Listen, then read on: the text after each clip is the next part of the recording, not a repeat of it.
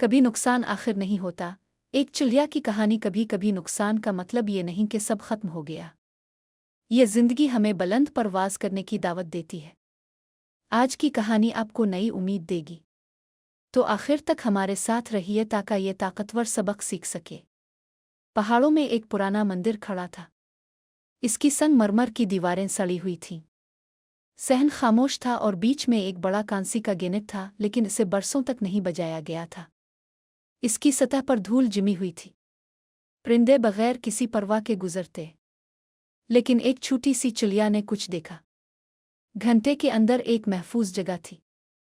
गर्मी में ठंडी बारिश से महफूज एक छोटे घर के लिए बेहतरीन।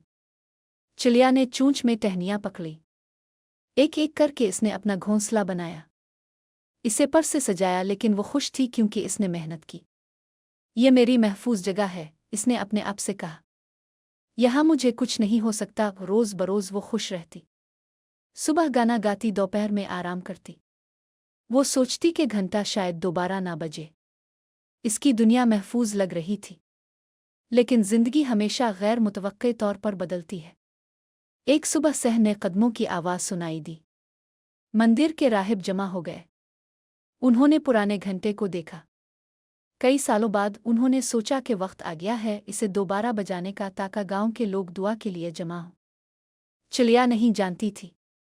वो खुशी से अपने घोंसले में बैठी थी। और फिर धूम। राहिब ने घंटा बजाया। एक भारी और गरजदार आवाज़ हुआ में गूंजी।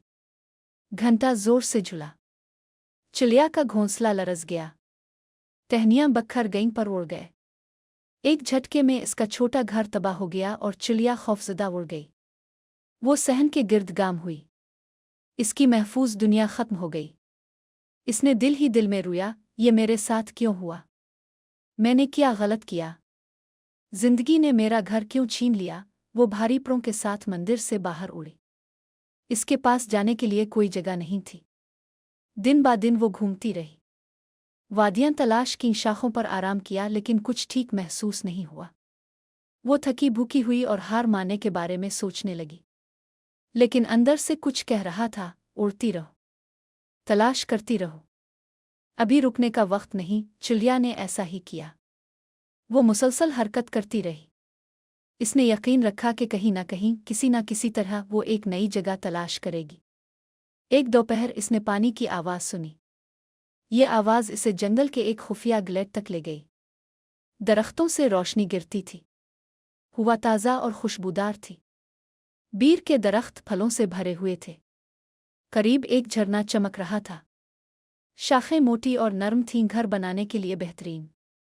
चिड़िया रुकी और चारों तरफ देखा। वो अपनी आंखों पर यकीन नहीं कर रही थी। ये जन्नत थी। नई उम्मीद के साथ इसने दोबारा शुरू किया। एक एक टहन से अपना घोंसला बनाया। इस बार वो ज्यादा मोहतात थी। मजबूत टहनियां चुने। सब्र के साथ घोंसला बनाया। घोंसला पहले से बड़ा और मजबूत था। जब ये मुकम्मल हुआ, वो इसमें बैठी।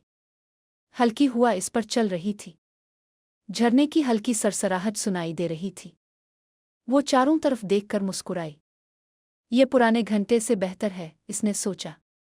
फिर चिड़िया ने समझा, अगर घंटा कभी ना बजता तो मैं इसी खाली जगह में फंस कर रह जाती। मैं कभी इस खूबसूरत बाग को ना देख पाती। ये पहला नुकसान आखिर नहीं था, बल्कि इससे कुछ नया शुरू हुआ। दोस्तों, जिंदगी भी ऐसी है। हम सब अपना घोंसला बनाते हैं। ये हमारा घर, हमारा काम, हमारे ताल्लुकात हो सकते हैं। हमें महफूज लगता है और हम सोचते हैं कि कुछ नहीं बदलेगा। लेकिन एक दिन जिंदगी हमें झंझोड़ देती है और सब कुछ टूट जाता है। उन लम्हों में हम पूछते हैं, क्यों मेरा प्यारा चीज़ छीन ली गई? दर्द भारी लगता है, मुस्तकबिल गैर यकीनी।